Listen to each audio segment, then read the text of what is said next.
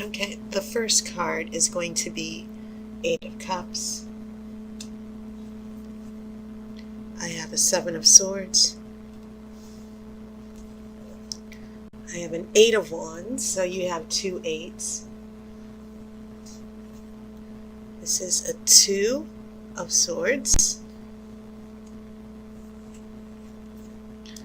I have a Nine of Cups.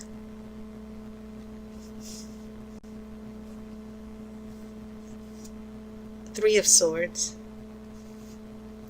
So lots of swords here. A little bit of anxiety, indecision. I have a Page of Cups. I have Nine of Swords. And this is a Four of Cups. Very interesting. Except for Wands. You have an Eight of Wands here. Everything else is it's either cups or swords. You have Eight of Cups, Nine of Cups, Page of Cups, and Four of Cups. And then Taurus, you have Seven of Swords, Two of Swords, Three of Swords, Nine of Swords. And so this battle between cups, which are related to water or related to feelings. And then you have the swords, which is the psychological, our the way we perceive reality, our thinking faculties, the way we judge and the way we perceive reality. So what I'm feeling here, this little conflict, because I do see it as a conflict between the swords and the water. For you, Taurus, it feels as if it's a struggle between your head and your heart. And once again, I've always felt, Taurus, in the last few months when I read your cards, that there was this sense of someone you've had a long relationship with, and you've always just been in between sticking with them, seeing it through, or walking away. So that it's almost torture, because I can identify with that situation, being with someone that you kind of feel isn't really good for you, but emotionally you feel irrevocably attached to them. And so very interesting. You also have these eights, and you have these nines, and you have 2, 3, 4, and a page, but there are no major arcana cards here. No sweeping changes in this situation as far as the bigger picture. Doesn't mean that that things are still not developing in the future, but it's telling me, the lack of major arcana is telling me that what you're going through now, Taurus, comes down simply to you and the decisions that you make. So no major arcana, but I want to address what's in the center here as well. You've got this Nine of Cups, and the Nine of Cups is about generosity and spending time with family, and it's an emotional generosity. And it's also it's the number 9, which is the end of a cycle. 10 is when you start over again, you do the reset, and then you begin with the ace. So we're looking at achieving maximum happiness, true happiness with our loved ones, and being in an emotionally secure relationship. That's what I think of when I see that Nine of Cups, Taurus, that all you want is an emotionally secure relationship. You want to be able to trust. And so, yeah, this Nine of Cups, in the future, it evolves into a Nine of Swords, which is just more worry. And yeah, I just feel this push and pull with a particular person. And of course, this doesn't mean that it you know, I know some of you are married, some of you are in long-term partnerships, some of you are casually dating. And so in general, to address all you thousands of Tauruses as far as your relationship, the general ebb and flow or energy of your romantic situation that I'm seeing is this push-pull between healing and getting ready to trust and give your heart again. That's the main theme that I'm feeling out here. So looking at this first row, yes, lots of pain and heartbreak. I see a separation here. You have that Eight of Cups, which of course is that card of letting go, doing what's best for you emotionally. And she's following the moon.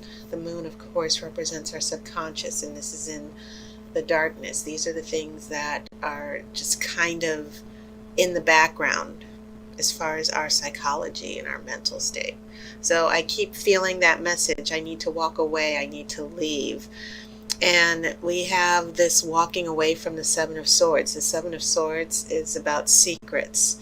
It can be about you not necessarily cheating and lying on part of the other person, but sometimes the Seven of Swords is a good energy because it's about keeping secrets, keeping things to yourself in order to follow through on your plans, not divulging everything to everyone. But I do get a sense of secrets and emotional detachment. And once again, not necessarily cheating or lying, but a lack of trust, a lack of security here.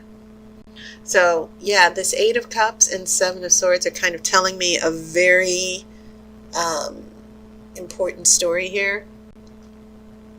And then you have that Eight of Wands. Someone's traveling, someone's leaving. Now 8 is the number of change.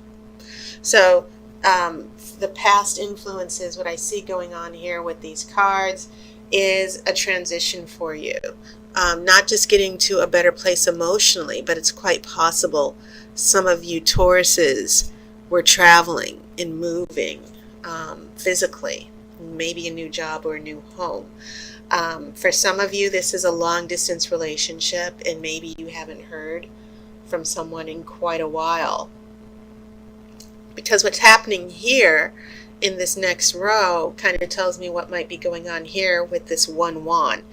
And so, yes, this long distance, this surprise, hearing from someone from out of the blue. And then you come here with the Two of Swords, indecision, Three of Swords, heartbreak and healing, Nine of Cups. Once again, that familiar emotional bond that you feel with this person that you're in this tug of war with. So when we get here to the future, Taurus, sort of like a little warning because you have another 9 here. But this Page of Cups is about the qualities of a child, having hope and opening your heart again to that person. The question that comes to me is, should I give this person a second chance? What will happen?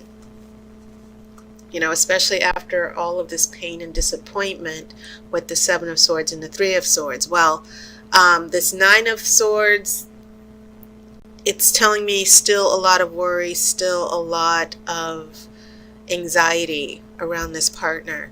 This Four of Cups, when we look at this Four of Cups, we have someone, and it almost feels as if this other person is the one who's leaving, who's emotionally up and down, because once again, you get this child who's pouting and unhappy.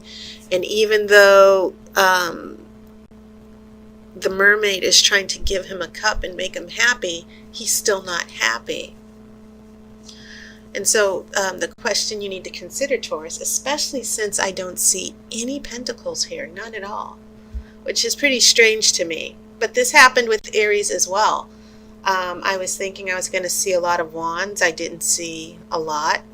You know, it could be sort of like a down cycle, especially since we just got out and away from Mercury retrograde. But Taurus, I see the swords with you dealing with all the worry and pain. And then I see this other person who comes to you for emotional security and seemingly just can't stay away from you, even though it's not always in your best interest. And so the question is, Taurus, do you feel like you want to go through this wishy-washiness emotionally with this person? So I'm pulling the outcome card. I'm going to cut.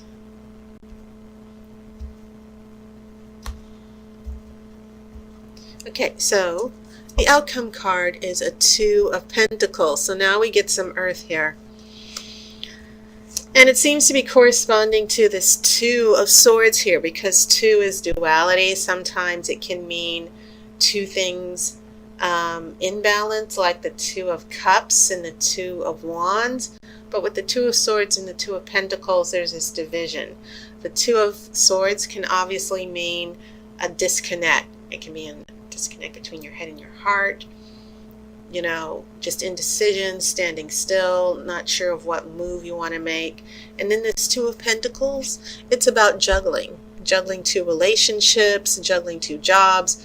I feel that you, in particular, Taurus, considering this is an earth sign, I feel like some of you are going to make the decision where I don't want things to get too serious. I'm going to protect my heart this time. I'm going to just fall back. I just get a sense where I feel some of you Tauruses are just going to detach, and you see this young boy, his back is turned towards the water. It doesn't mean also, another interpretation is that for some of you, your love interest or partner is going to be very busy and distracted. You know, they're going to be more focused on this. You see the infinity sign here. The boy is juggling these two coins using metaphysical energy here. But it basically means just being distracted, not being emotionally detached. And I can definitely see that happening for some of you Tauruses, to where, let me know when you make up your mind. Otherwise, just leave me alone. Sometimes you can actually feel that way in a relationship. And it doesn't mean it's permanent, but sometimes, Taurus, I think you put up with a lot of crap, and sometimes you get sick of it. So that was my reading for you for September. I want to thank everyone for your support. Be aware of a special super chat that might be happening this Friday before Labor Day. So thank you guys so much for everything. Good to hear from some of you. And as always, I wish you love and light.